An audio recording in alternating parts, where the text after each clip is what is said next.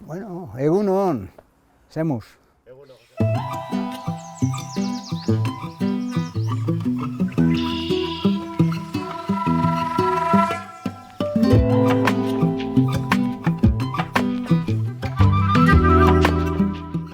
Zer da ikerlaria, persona bat, pasio handia daukona, gauza barriak ikastekoa, eta gero, ez bakarrik pasioa dekona, saiatu egiten dena. Hori da, gauza labur esan da, hoxe besterik ez da.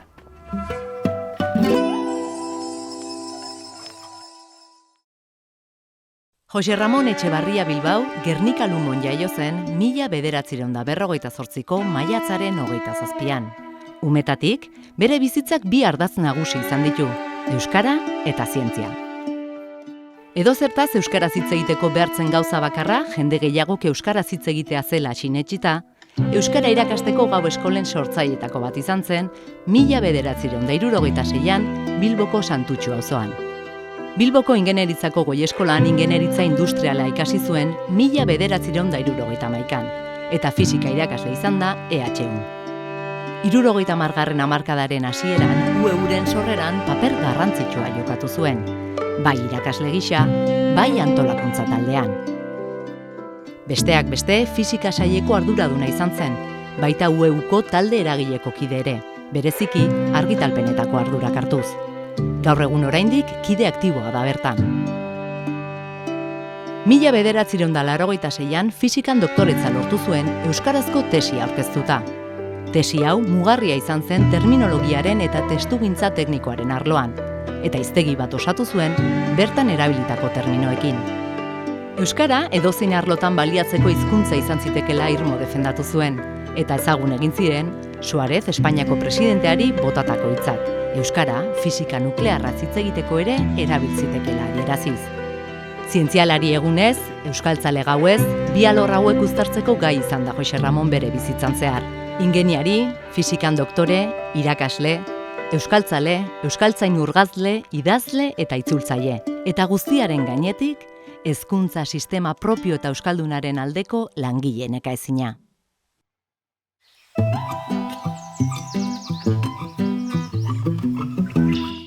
Egia esango duzut, nik ez dakit noiz hasi naizen ikertzen eta inoiz ez dut eduki sentsazioa ikertzen nabilenik.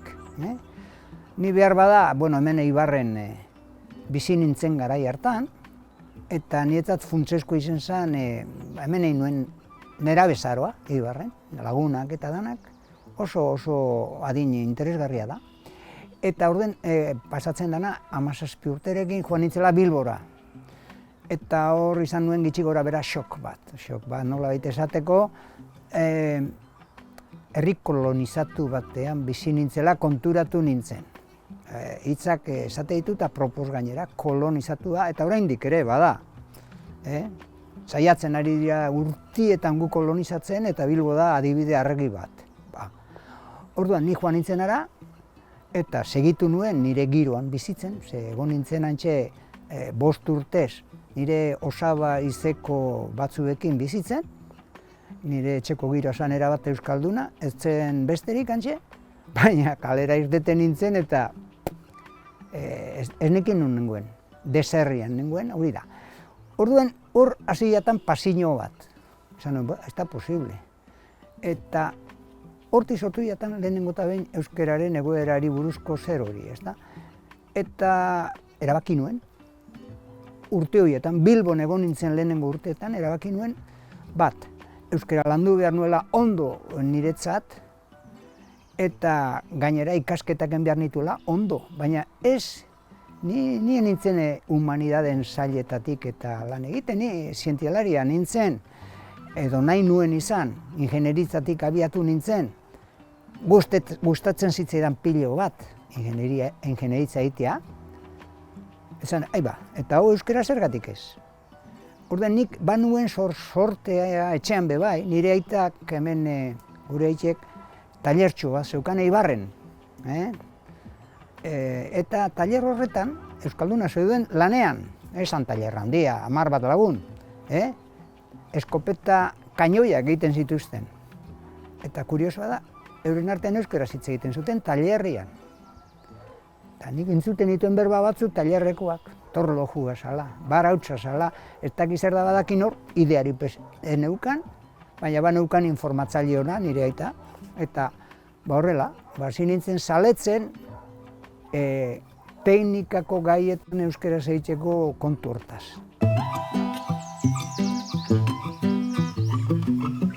Nik aitarekin euskaraz egiten daben olako gauza guztietaz, eta galdetu egiten otzon gainera, ia berak zer itzon nik idazten nuenari. Ze orduan alfabetatu egin behar izan ginen, ni autodidakta izen naiz horretan.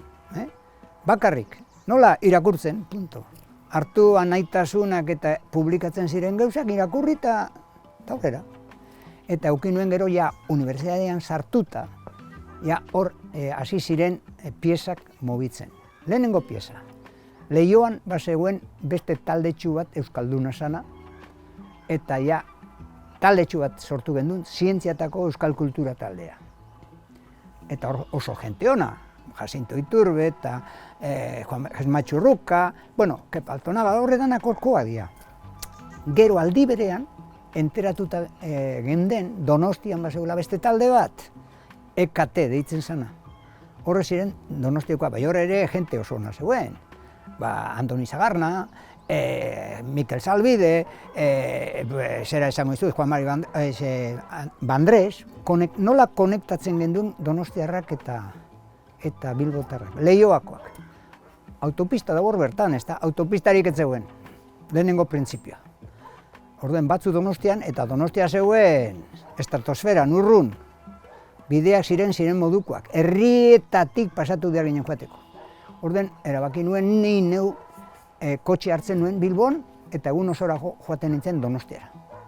Eta Donostian, gero, Donostiako taldea izen zen Eluiar taldea sortu zuena, hoiekin elkartzen nintzen hilean behin, Bilboko ideiak eta Donostiako ideiak bateratzeko. Zegu idea argi egonkan, euskara batuaren olatuan geunden, dana bateratu behar zan.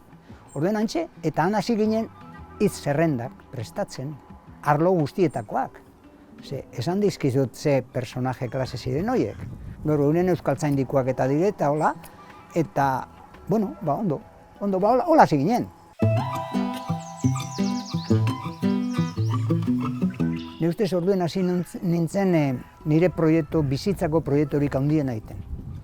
Eta zan, nik esaten nuen, nola biziko gara euskalduno kolonizatuta, egin behar dugu hezkuntza sistema propioa eta euskaraz. Euskal Herrirako. Hori da, nire proiektu bizitzako hori zen da. Eta orduen, nik ez nuen ez ikerkuntzarik ez egin, badiotzut zientziatakoa nintzela. Sartu nintzen unibertsitatean irakasle, fisika irakaslea, zientzia fakultatean, orduen zientzia munduko nintzen, baina ja erabakita neukan eta lehenengo urtetik klaseak emoteko eta nire apunteak, niretzat euskara utzez prestatu nituen. Nolako euskara zan, aldanik eta honena, garai hartan geunkanarekin. Hoi da, eta orden gaur arte. Eta gaur nire ustez galdetzen badozte, nire burua ez daukat ikertzailetzat. Egin ditut ikerketak, bai fizikan, eta batez ere azkenengo urteotan terminologiaren munduan eta hola, baina ez ditut konsideratu hola. Baina proiektua segitzen du, eta proiektu horren klabea izen da, orain elkarrizketa egiten didazue, Udako Euskal Unibertsitatea. Zenik sorte izan nuen, justo sortu zen momentuan nengoela. Don Ibane Luizunen egon nintzen, ni baino zarrago ziren danak, horregatik ni naiz gazteen hau eukoa, sorrerakoa. Baina beste guztiak hil dira. Aristxela, Sarriton, Txillardegi, Carlos Santamaria, Goienetxe, horre danak hil dira. Zein geratzen den, Jan-Louis Davant. Besteren bat, Batxitxa Larzabal, uste util zala, egongo dire beste batzuk hain ezagunak ez direnak. Eta nik eukin nuen suertea, izen zen, horiek guztiak han zeudela, hil dira, ontxe, Torrealdai, Joseba Intxausti, jakineko guztiak, horiekin egon nintzen, baina nik gazte-gazte. Eta ja, itxasuntzi hortan, barrura sartu nintzen eta gaur arte.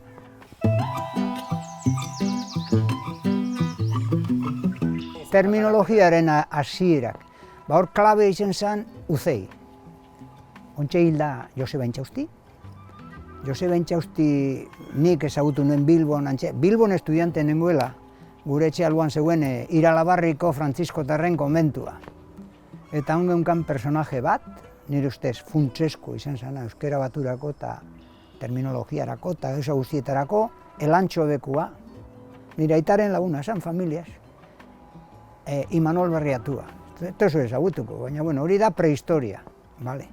Hori zezan, anaitasuna aldizkaria zuzentzen zuena, eta guk errespetu izugarria genion danok, eta haren konseju guztiak entzuten genituen. Bai. Horren inguruan Joseba Intxausti eta Juan Mari Torrealdai zeuden anaitasunan, okurritu zitzaien batez ere Joseba Intxaustiri, ontxe hilberria danari. Egin behar zuela Uzei sortu. Uzei da Unibertsitate Zerbitzuetarako Euskal Ikastetxe. Eta horren idea izan zen, egingo duguz, arloan arloko hiztegi teknikoak. Terminologia hutsa. Ederto, orduen nik eukin nuen suertie, niri enkargatu zeten, Joserra, zu fisika. Horretan nenbilen lan egiten, eta zer egin nuen, preparatu nuen talde bat, espezialistena, eta ordoz, lehen aipatu ditunan Eluiarreko guztiak. Mikel Zalbide, fenomenoa, Andoni Zagarna, Luis Mari Bandrés, eta beste batzuk, asko, dozena bat. Eta egin gendun hartu modelo bat, hartu prestatu genituen 3 maila, bat, termino hutsa, 2, definizio hutsa, eta 3 artikulu luzeak. Orden, hartu gendun fizika guztia estudiatzen genduna unibertsitatean, eta zatikatu gendun. Noke egingo dugu termodinamika, Luis Mari Bandrés, ederto. Noke egingo dugu, tapa, zuk egin. Eta moldatu gendun estilo bat, eta prestatu gendun fizikaren hiztegia.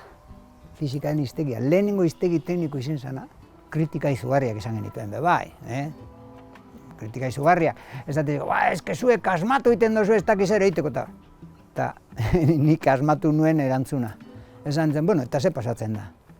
Asmatzen badugu, aldo gulako da, Eta hori hizkuntza guztiak iten da, Orduen, zorionekoa gu, asmatzeko gaitasuna badukagu. Ulertzen dozu idea? Horrela seginen. Eta gero ziren, ez dakit, 20 bat, hiztegi tekniko, dana arlo guztiak. Filosofia, pedagogia, esango dizut, historia, kimika, biologia, geologia, danak. Hori da Uzeiren ekarpena. Eta guk zer egin gendun? Guk erabili. Behin euki eskero, zera, esan edo, gu konprometitzen gara erabiltzera. Orduen hasi ginen gure klase guztiak, horren arabera egiten. Batasun bat dakar horrek. Eta, batzutan arraro eten zitzaien. Baina ibili eskero, familiarizatu egiten zara, ikasten duzu ibilten eta erresa da.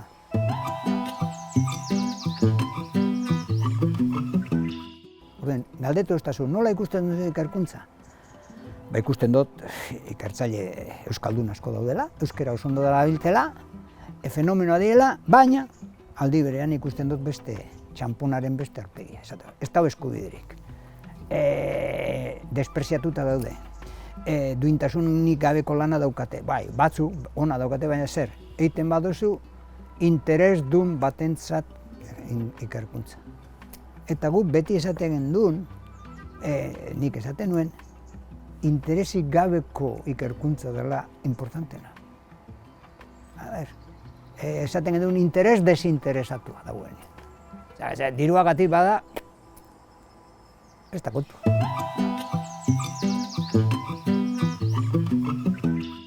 Euskera hizkuntza bada. Ikerkuntzak ez dugu zer ikusirik hizkuntzarekin, kontuz. Ikerkuntza da gauza universal bat. Zientzia da gauza universal bat. Eta universala da hizkuntza guztietan egin daitekena, bestela.